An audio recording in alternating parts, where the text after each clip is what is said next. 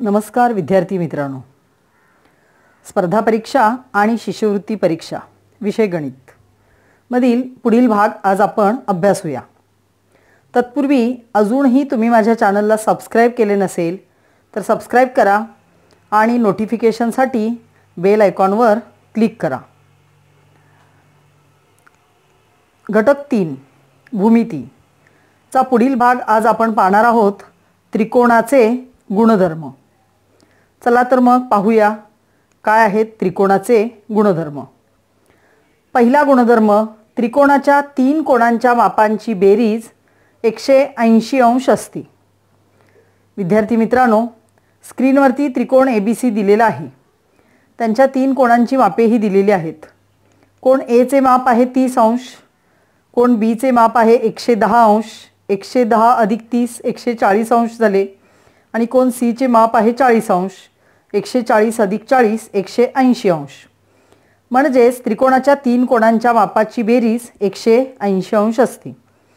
विद्यार्थी मित्रांनो, तुम्ही पट्टी आणि पेन्सिलच्या सहाय्याने कोणत्याही प्रकारचा त्रिकोण काढा, त्याच्या 3ही कोणांची मापे मोजा आणि बेरीज करा, निश्चितच ही बेरीज 180 अंश येईल।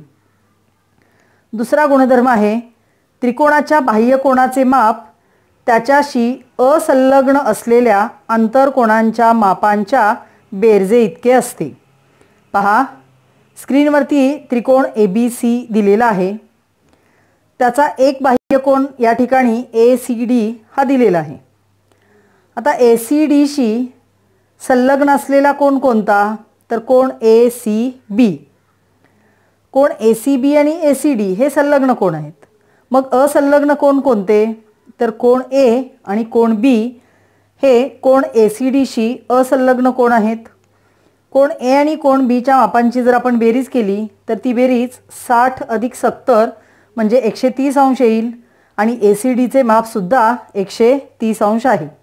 म्हणजेच त्रिकोणाच्या बाह्य कोणाचे माप त्याच्याशी असंलग्न असलेल्या आंतरकोणांच्या मापांच्या बेरजे इतके असते। चला पुढील तिसरा नियम पाहूया। तर तिसरा नियम आहे, त्रिकोणाच्या कोणत्याही 2 बाजूंच्या लांबीची बेरीज ही त्याच्या तिसऱ्या बाजूपेक्षा अधिक असते। म्हणजे कसे, पहा, या ठिकाणी त्रिकोण ABC दिलेला आहे। आपण AB आणि BC किंवा AB आणि AC या 2 बाजूंची बेरीज केली तर लेंथ AB अधिक लेंथ AC ही निश्चितपणे लेंथ BC पेक्षा कशी असेल, जास्त असेल। म्हणजे तुम्ही कोणत्याही 2 बाजूंची बेरीज करून पाहू शकता, तर त्या 2 बाजूंची बेरीज ही निश्चितपणे तिसऱ्या बाजूपेक्षा जास्त असते, आणि असे जर नसेल तर तो त्रिकोण काढता येत नाही। तर तुम्हाला परीक्षेला प्रश्न दिला जातो, 4 पर्याय दिलेले असतात आणि पुढीलपैकी कोणती मापे घेऊन त्रिकोण काढता येईल किंवा कोणती मापे घेऊन त्रिकोण काढता येणार नाही असा प्रश्न विचारला जातो। तेव्हा विद्यार्थी मित्रांनो, 2 बाजूंच्या लांबीची बेरीज करून पाहायची, ती तिसऱ्या बाजूपेक्षा जर जास्त असेल तरच त्रिकोण काढता येतो, अन्यथा त्रिकोण काढता येत नाही। चला पुढील चौथा गुणधर्म अभ्यासूया। त्रिकोणाच्या कोणत्याही 2 बाजूंच्या लांबीमधील फरक हा त्याच्या तिसऱ्या बाजूपेक्षा कमी असतो। बघा, या ठिकाणी त्रिकोण ABC दिलेला आहे, या त्रिकोणाच्या कोणत्याही 2 बाजूतील आपण फरक घेतला, समजा लेंथ AB वजा लेंथ AC केले, तर हा फरक लेंथ BC पेक्षा लहानच असायला हवा। तर वरीलप्रमाणेच प्रश्न या चौथ्या गुणधर्मावर देखील विचारला जातो। तर हे गुणधर्म नीट लक्षात ठेवा। पुढील 5वा गुणधर्म आहे शिरोलंब। त्रिकोणाच्या शिरोबिंदूतून समोरील बाजूवर काढलेल्या लंब रेषाखंडाला त्रिकोणाचा शिरोलंब म्हणतात। पुन्हा एकदा, त्रिकोणाच्या शिरोबिंदूतून समोरील बाजूवर काढलेल्या लंब रेषाखंडाला त्रिकोणाचा शिरोलंब म्हणतात। पहा, या ठिकाणी त्रिकोण ABC मध्ये बाजू AB, बाजू BC व बाजू AC वर अनुक्रमे CF, AD आणि रेख B हे शिरोलंब आहेत। विद्यार्थी मित्रांनो, हे तीनही शिरोलंब एकाच बिंदूमध्ये छेदतात। याचाच अर्थ त्रिकोणाचे तीनही शिरोलंब एक संपाती असतात। यापूर्वी तुम्ही एक संपाती रेषा व्याख्या अभ्यासलेली आहे। पुढचा गुणधर्म, त्रिकोणाच्या बाजूंचे लंबदुभाजक। त्रिकोणाच्या बाजूच्या मध्यबिंदूतून जाणाऱ्या लंब रेषेला त्या बाजूचा लंबदुभाजक म्हणतात। पहा, त्रिकोण ABC या ठिकाणी स्क्रीनवरती दिलेला आहे। या बाजूंच्या मध्यबिंदूतून अनुक्रमे बाजू AB, बाजू BC व बाजू AC वर अनुक्रमे बिंदू D, बिंदू E आणि बिंदू F मधून लंबदुभाजक गेलेले आहेत। तर त्रिकोणाच्या तीनही बाजूंचे लंबदुभाजक सुद्धा एक संपाती असतात, म्हणजेच ते एकाच बिंदूमध्ये छेदतात। पुढील गुणधर्म, त्रिकोणाची मध्यगा। त्रिकोणाचा शिरोबिंदू व त्या समोरील बाजूचा मध्यबिंदू यांना जोडणाऱ्या रेषाखंडास त्रिकोणाची मध्यगा असे म्हणतात। पहा, या ठिकाणी त्रिकोण ABC मध्ये बाजू AB, बाजू BC व बाजू AC वर अनुक्रमे रेख CP, रेख AN व रेख BM या मध्यगा आहेत। तर मध्यगामुळे काय होते, तर समोरील बाजूचे दोन एकरूप भागात विभाजन होते। पहा, आकृतीचे नीट निरीक्षण करा। आपण बाजू ABचा विचार करू। बाजू ABच्या मध्यभागी P हा बिंदू आहे, म्हणजेच बाजू ABचे AP आणि PB या दोन एकरूप भागात विभाजन झालेले आहे। बाजू BC पहा, N हा मध्यबिंदू असल्याने BN आणि NC अशा दोन एकरूप भागात विभाजन झालेले आहे, म्हणजेच मध्यगेमुळे त्रिकोणाच्या बाजूंचे दोन एकरूप भागात विभाजन होते। आता या तीनही मध्यगा एकाच बिंदूमध्ये छेदतायत, म्हणून त्रिकोणाच्या तीनही मध्यगा सुद्धा एक संपाती असतात। तर G हा संपात बिंदू असतो, आकृतीमध्ये दाखवलेला आहे, त्याला गुरुत्व मध्य म्हणतात। गुरुत्व त्रिकोणाच्या गुरुत्व मध्यामुळे मध्यगेचे 2:1 भागामध्ये विभाजन होते। पहा, G या बिंदूमुळे CP ही मध्यगा पहा, CP या मध्यगेचे शिरोबिंदूकडून 2:1 भागामध्ये विभाजन होते। उदाहरणार्थ CG ची लांबी जर 2 असेल तर GP ची लांबी 1 असेल। आले का ध्यानात? पुढील शेवटचा गुणधर्म, त्रिकोणाचे कोन दुभाजक। त्रिकोणाच्या कोनाचे दोन एकरूप भागात विभाजन करणाऱ्या किरणास त्या त्रिकोणाचा कोन दुभाजक असे म्हणतात।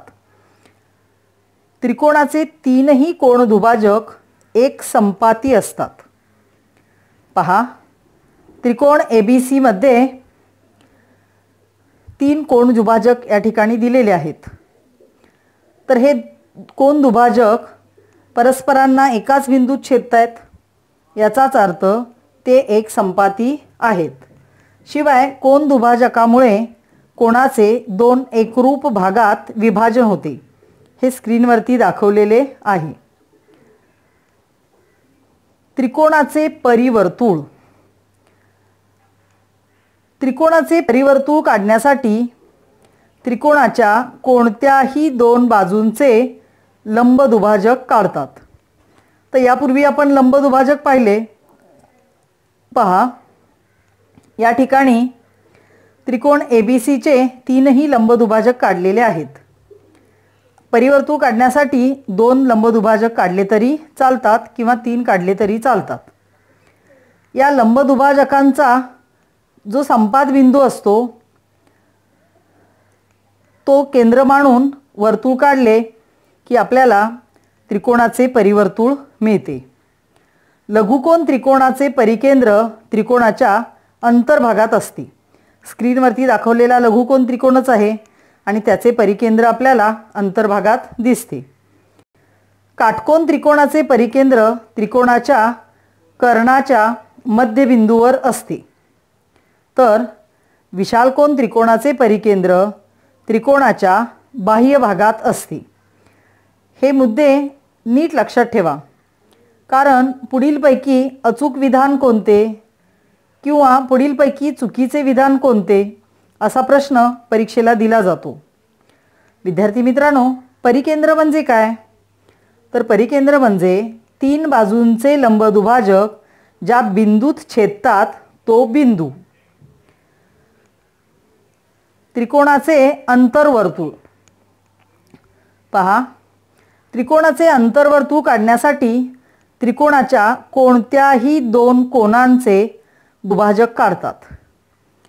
या ठिकाणी त्रिकोण ABCचे निरीक्षण करा। याचे तीनही कोन दुभागलेले आहेत। या कोन दुभाजकांचा जो संपात बिंदू आहे तो केंद्र मानून अंतर्वर्तुळ काढता येते। अंतर्वर्तुळाचे केंद्र नेहमीच त्रिकोणाच्या अंतर्भागात असते। मग तो त्रिकोण कोणत्याही प्रकारचा असेल तर अंतर्वर्तुळाचे केंद्र हे मात्र त्रिकोणाच्या अंतर्भागात असते, हे नीट लक्षात ठेवा। त्रिकोण रचना। त्रिकोण रचना करण्यासाठी कोणकोणत्या गोष्टींची आपल्याला आवश्यकता असते ते या ठिकाणी आपण पाहूया। तर त्रिकोण रचना पुढील 4 प्रकारे करता येते। पहा, पहिला मुद्दा, त्रिकोणाच्या 3 बाजूंची लांबी दिली असता त्रिकोण काढणे। आपल्याला जर त्रिकोणाच्या कोणत्याही 3 बाजूंची लांबी दिली तर त्या मापावरून आपल्याला त्रिकोण काढता येतो। त्रिकोणाच्या 2 बाजूंची लांबी व या 2 बाजूमधील समाविष्ट कोणाचे माप दिले असता त्रिकोण काढणे। म्हणजेच कोणत्याही 2 बाजू आणि त्या 2 बाजूमधील समाविष्ट कोण म्हणजे एकूण घटक 3 झाले। हे 3 घटक माहीत असले की आपल्याला त्रिकोण काढता येतो। पुढे त्रिकोणाच्या 2 कोणांची मापे व या 2 कोणामधील समाविष्ट बाजूचे माप दिले असता त्रिकोण काढणे। तर या ठिकाणी ही घटक 3च झाले, 2 कोण आणि समाविष्ट बाजू। आणि पुढे शेवटचा, काटकोन त्रिकोणाचा कर्ण व एक बाजू यांची लांबी दिली असता त्रिकोण काढणे। विद्यार्थी मित्रांनो, या ठिकाणी आपल्याला 2च घटक दिसत आहेत, त्रिकोणाचा कर्ण आणि एक बाजू। याचे कारण काटकोन त्रिकोणाचा एक कोन काटकोन असतो हे आपल्याला माहीत आहे आणि म्हणून 2 घटक दिल्यानंतर काटकोन त्रिकोण आपल्याला काढता येतो। तर नीट लक्षात ठेवा, त्रिकोण रचना करण्यासाठी 4 प्रकार आहेत आणि ती रचना करण्यासाठी कमीत कमी 3 घटकांची माहिती आपल्याला माहीत असणे आवश्यक आहे। या ठिकाणी सरावासाठी काही प्रश्न स्क्रीनवरती दिलेले आहेत। व्हिडिओ नीट अभ्यासा आणि या प्रश्नांची उत्तरे तुमच्या वहीमध्ये नोंदवा। त्याचबरोबर व्हिडिओ आवडला असेल तर लाईक, कमेंट आणि शेअर करा। थँक्यू।